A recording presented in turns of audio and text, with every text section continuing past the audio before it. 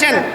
তার দহিত্র মহারাজ বলি, যিনি শশগরা ত্রিভুবনের অধিপতি ছিলেন, সেই মহারাজ বলির পুত্র 5টি। তার পত্নী হচ্ছেন সুদেষ্ণা, যিনি হচ্ছেন এই প্রকৃত বঙ্গজননী।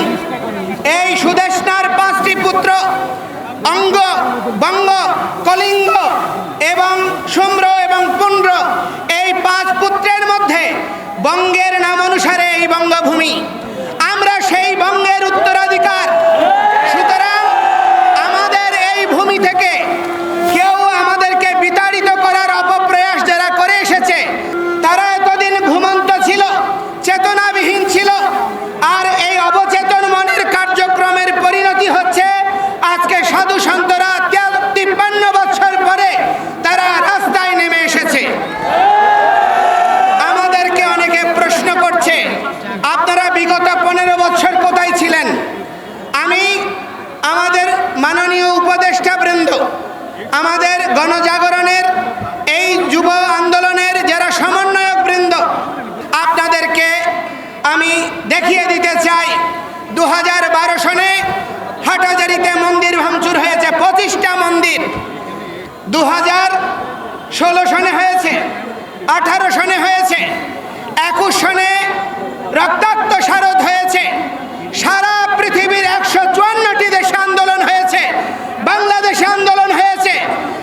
আমরা সংস্কৃতির উত্তরাধিকার বলে সারা পৃথিবীতে সুশৃঙ্খলভাবে, আদর্শিকভাবে আমাদের মনের আকুতি, ন্যায্য অধিকার প্রতিষ্ঠার আন্দোলন করেছি। এই আন্দোলন সারা পৃথিবী জুড়ে বিস্তৃত হয়েছিল। আপনারা তখন কি ঘুমন্ত ছিলেন? আমরা কি আন্দোলন করিনি? 73 সনে সারা দেশে একযোগে প্রতিমা ভাঙচুর হয়েছে। এই জন্য পূজা উদযাপন পরিষদ গঠিত হয়েছিল। আমাদের অর্পিত সম্পত্তি এবং 90-এর পরে সাম্প্রদায়িক দাঙ্গার পরিপ্রেক্ষিতে হিন্দু, বৌদ্ধ, খ্রিস্টান ঐক্য পরিষদ গঠিত হয়েছে। সমস্ত সংগঠনগুলো জন্মের পেছনে একটা আন্দোলন ভূমিকা রেখেছে। আজকে বহু প্রতিষ্ঠান হিন্দুদের মধ্যে গড়ে উঠেছে। অতিশয় লজ্জার বিষয়, অনেক ধর্মীয় প্রতিষ্ঠান অনেকে অরাজনৈতিক বলে নিজেদেরকে নিষ্ক্রিয় রাখছে।